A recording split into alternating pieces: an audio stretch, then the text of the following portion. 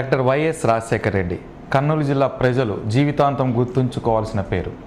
రాయలసీమ రైతన్న మనసులో కలకాలం కృతజ్ఞత తెలుపుకోవాల్సిన నామధేయం.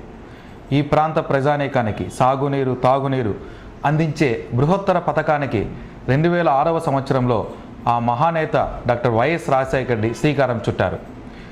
అయినా ఆ పనులు ఇంకా కొనసాగుతూ రాయలసీమ ప్రజలను ఇబ్బందులకు గురి చేస్తున్న పోతిరెడ్డిపాడు హెడ్ రెగ్యులేటర్ పై నంద్యాల కేబుల్ టీవీ అందిస్తోంది ఓ ప్రత్యేక కథనం.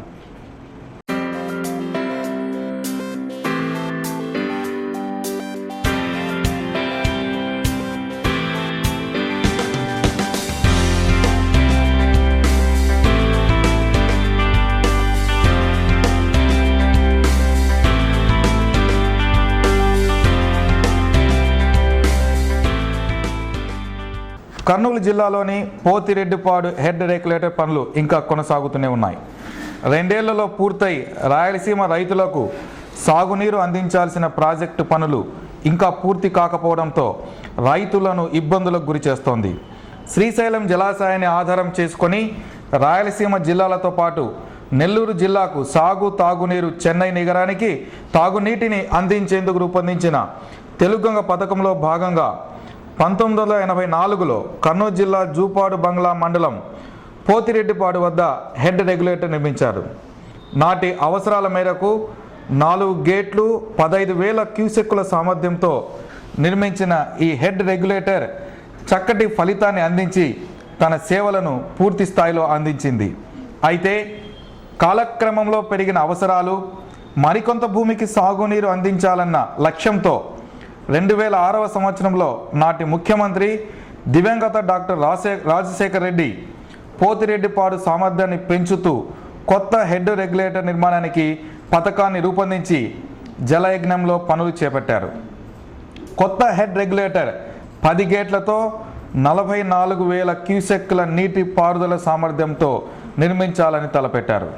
ఈ పనులు 2006 నవంబర్ నెలలో ప్రారంభమై 2008 డిసెంబర్ నాటికి పూర్తి చేయాలని లక్ష్యంగా పెట్టుకున్నారు.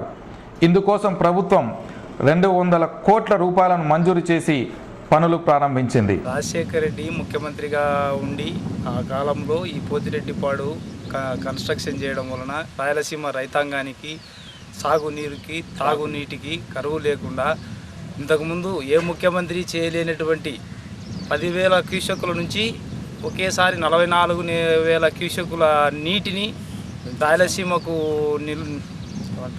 విడుదల చేయడానికి నిర్ణయించి ఈ పోతిరెడ్డిపాడును నిర్మించడం జరిగింది. ఒకప్పుడు వెలుగోడు రిజర్వాయర్కు నీళ్లు డ్యాము నిండాలంటే 28 రోజుల సమయం పట్టేది. ఇప్పుడు వారం రోజులకే ఈ 44,000 క్యూసెక్కుల కన్స్ట్రక్షన్ చేయడం వలన మేలు జరుగుతుంది. రాజశేఖర రెడ్డి గారి పుణ్యమే. పనులు చేపట్టిన కాంట్రాక్టర్లు మరో చిన్న కాంట్రాక్టర్కు ఉప ఒప్పందం ప్రకారం పనులను అప్పగించారు. వీరిద్దరి మధ్య సమన్వయం కొరవడంతో పనుల్లో జాప్యం జరుగుతోంది. దీంతో అనుకున్న సమయానికి సగం పని కూడా పూర్తి కాలేదు. చేసేది లేక మరికొంత గడువు పెంచారు.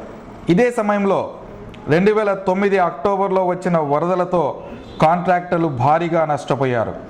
ముఖ్యంగా పనులు చేయాల్సిన యంత్ర సామగ్రి నీటి పాలై పనులు నిర్వహించేందుకు వీలు కాకుండా పోవడంతో కాంట్రాక్టర్లు మరోసారి చేతులెత్తేశారు. దీంతో హెడ్ రెగ్యులేటర్ పనులు నత్తనడకను తలపిస్తున్నాయని రైతులు ఆరోపిస్తున్నారు. మరోవైపు 30 ఏళ్ల కిందట అప్పటి అవసరాలకు సరిపడే విధంగా తవ్విన శ్రీశైలం కుడి ప్రధాన కాలువను సైతం వెడల్పు చేసి కాలువలో 44,000 క్యూసెక్కుల నీరు పారేలా కాలువ వెడల్పు లోతు పెంచాలని పనులు చేపట్టారు. ఈ పనుల్లో సైతం జాప్యం జరుగుతూ వస్తోంది. ఇప్పటి వరకు 80% పనులు జరిగినట్లు రికార్డులు వెల్లడిస్తుండగా 180 కోట్లు ఖర్చు చేసినట్లు అధికారులు అంటున్నారు. హెడ్ రెగ్యులేటర్ వద్ద స్టాప్ లాక్ గేట్లు అమర్చారు. అయితే రెగ్యులేటర్ వద్ద నీటి ప్రవాహ ఉధృతిని తట్టుకునేందుకు రెగ్యులేటర్ 2 వైపులా నిర్మించాల్సిన స్పిల్ బీమ్ పనులు మొదలు పెట్టకపోవడం విచారకరం. మరోవైపు హెడ్ రెగ్యులేటర్కు అమర్చిన గేట్ల పనితీరును ఇప్పటికే పరీక్షించాల్సి ఉండగా అది ఇప్పటి వరకు జరగలేదని తెలుస్తోంది. ఇక ఈ హెడ్ రెగ్యులేటర్ నుంచి బయటికి వచ్చే నీటిని తీసుకెళ్లే శ్రీశైల ప్రధాన కాలువ ఎడమవైపు 10 కిలోమీటర్ల మేర పటిష్టమైన కట్టలను నిర్మించాల్సి ఉంది. ఇందుకు 2 కోట్లు ఖర్చు అవుతుందని అంచనా వేశారు. ఇంతవరకు ఆ పనులు ప్రారంభించలేదు. ఇక పోతిరెడ్డిపాడు నుంచి బనకచెర్ల కాలువను పర్యవేక్షించేందుకు అవసరమైన రహదారి నిర్మాణ పనులు, కాలువ పనులు పూర్తి కాలేదు.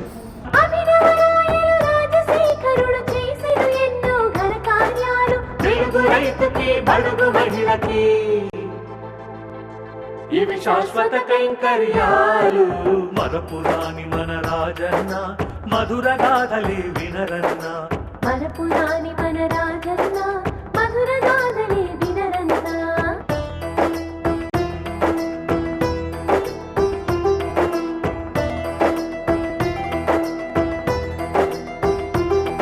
అంతేకాక ఈ హెడ్ రెగ్యులేటర్ నిర్వహణను కర్నూలు జిల్లా పరిధి నుండి శ్రీశైలం సిఈ పరిధిలోకి మార్చడంపై కూడా పలు విమర్శలు వ్యక్తమవుతున్నాయి.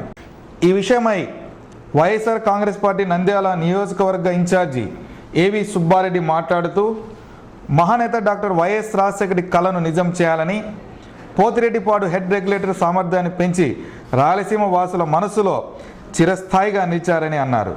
నిర్వహణ బాధ్యతలను కర్నూలు సిఈ పరిధిలోనూ ఉండాలని ఆయన డిమాండ్ చేశారు. ఇక ఇప్పటి వరకు జరిగిన పనులపై కూడా అనేక అనుమానాలు వ్యక్తమవుతున్నాయి. నిర్మాణంలో నాణ్యత లేదన్న ఆరోపణలు కూడా వస్తున్నాయి. సంవత్సరాల పాటు పనులు సాగుతూ పూర్తి కాకపోవడంతో వచ్చే ఏడాదైనా సాగునీరు, తాగునీరు అందుతాయా అన్న అనుమానాలు వస్తున్నాయి. ఇప్పటికైనా ప్రభుత్వం అధికారులు స్పందించి పోతిరెడ్డిపాడు హెడ్ రెగ్యులేటర్ పనులను త్వరగా పూర్తి చేసి దివంగత మహానేత డాక్టర్ వైఎస్ రాజశేఖర రెడ్డి ఆశయాన్ని, రాయలసీమ ప్రజల ఆకాంక్షను నెరవేరుస్తారని ఆశిద్దాం.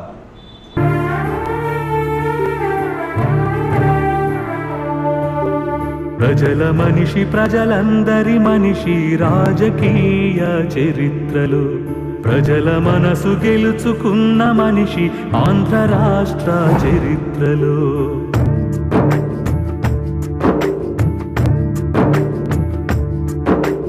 ప్రజల మనిషి, ప్రజలందరి మనిషి, రాజకీయ చరిత్రలు ప్రజల మనసు గెలుచుకున్న మనిషి, ఆంధ్ర రాష్ట్ర చరిత్ర.